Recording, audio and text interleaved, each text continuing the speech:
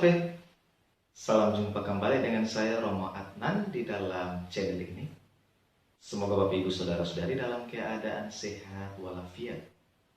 Di pagi hari yang indah ini, saya akan menemani Bapak Ibu Saudara-saudari lewat renungan yang saya bawakan ini. Semoga berguna untukmu sekalian. Selamat menonton, selamat berefleksi. Tuhan sertamu dan sertamu juga. Inilah Injil Yesus Kristus menurut Matius. Dimuliakanlah Tuhan. Injil Matius bab 10 ayat 24 sampai 33. Pada waktu itu Yesus bersabda kepada ke-12 muridnya, seorang murid tidak melebihi gurunya, dan seorang hamba tidak melebihi tuannya. Cukuplah bagi seorang murid jika ia menjadi sama seperti gurunya, dan bagi seorang hamba jika ia menjadi sama seperti tuannya. Jika tuan rumah disebut Beelzebul, apalagi seisi rumahnya. Jadi, janganlah kalian takut kepada mereka yang memusuhimu, karena tiada sesuatu pun yang tertutup yang takkan dibuka, dan tiada sesuatu pun yang tersembunyi yang takkan diketahui. Apa yang kukatakan kepadamu dalam gelap, katakanlah dalam terang. Dan apa yang dibisikkan ke telingamu, beritakanlah dari atas atap rumah. Dan janganlah kalian takut kepada mereka yang dapat membunuh tubuh, tetapi yang tidak berkuasa membunuh jiwa. Tetapi takutilah dia yang berkuasa membinasakan baik jiwa maupun tubuh di dalam neraka. Bukankah burung pipit dijual seduit 2 ekor? Namun tak seekor pun akan jatuh tanpa kehendak Bapa. Dan kalian, rambut kepalamu pun semuanya telah terhitung. Sebab itu janganlah kalian takut, karena kalian berharga daripada banyak burung pipit. Barang siapa mengakui aku di depan manusia, dia akan kuakui di depan Bapa-Ku yang di surga. Tetapi barang siapa menyangkal aku di depan manusia, dia akan kusangkal di hadapan Bapa-Ku yang di surga. Demikianlah Injil Tuhan, terpujilah Kristus.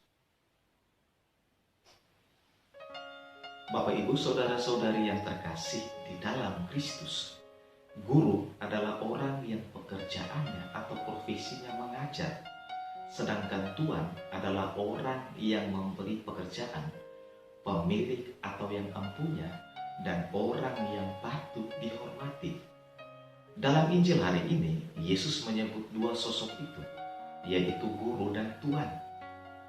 Yesus tak hanya memberitahu ke-12 muridnya, tapi ia juga memberitahu kita bahwa seorang murid tidak melebihi gurunya, dan seorang hamba tidak melebihi tuannya.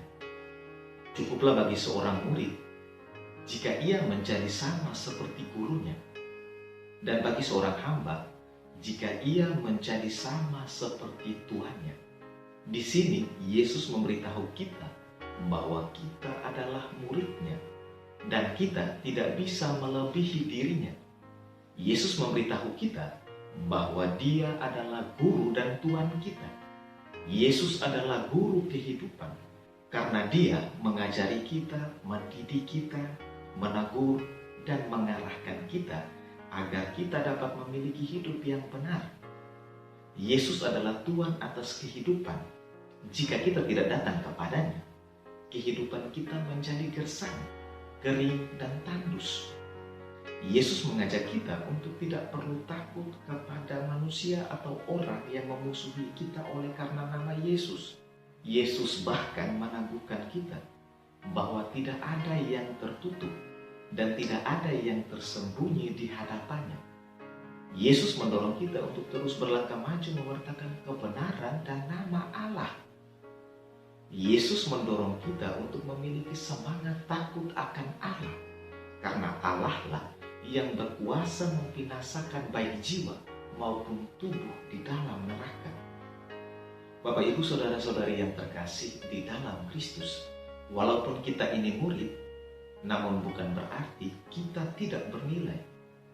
Yesus memberitahu kita bahwa kita sangat berharga, kita sangat bernilai di mata Tuhan.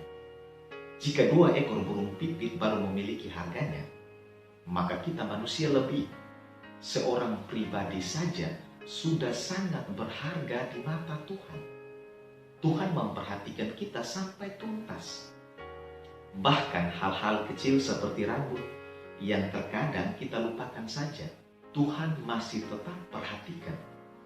Tuhan justru telah menghitung semua helai rambut di kepala kita. Yesus meminta kita untuk tidak perlu takut, karena kita lebih berharga dari banyaknya burung pipit. Yesus memberitahu kita bahwa kita tidak sendiri dalam perutusan. Tuhan sendiri yang akan menyertai dan melindungi kita. Yesus mendorong kita untuk semakin beriman kepadanya dan bersaksi tentang namanya kepada orang lain.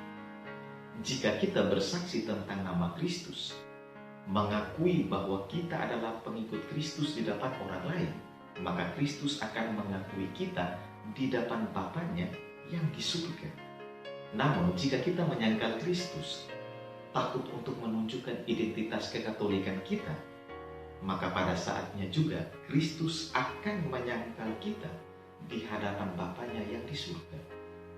Bersyukurlah bahwa saya dan kalian sangat berharga di mata Tuhan. Berbanggalah bahwa saya dan kalian adalah orang Katolik, dan teruslah pertahankan itu hingga akhir hayat, agar Yesus sendiri mengakui kita di hadapan Bapanya di surga. Marilah kita belajar dari Santo Benediktus Abbas yang selalu tekun berdoa dan selalu tekun bekerja. Santo Benediktus membuat peraturan bunyinya demikian: tempatkan Kristus di atas segala-galanya. Marilah kita belajar untuk menempatkan Kristus di atas segala-galanya. Marilah kita belajar untuk menjadikan Tuhan berharga di dalam hidup kita. Amin. Selamat pagi dan selamat berkarya. Salve. Tuhan memberkatimu sekalian. Jika suka dengan video ini, mohon dukungan untuk channel ini dengan cara like, komen, subscribe, dan bagikan juga kepada teman-teman kalian.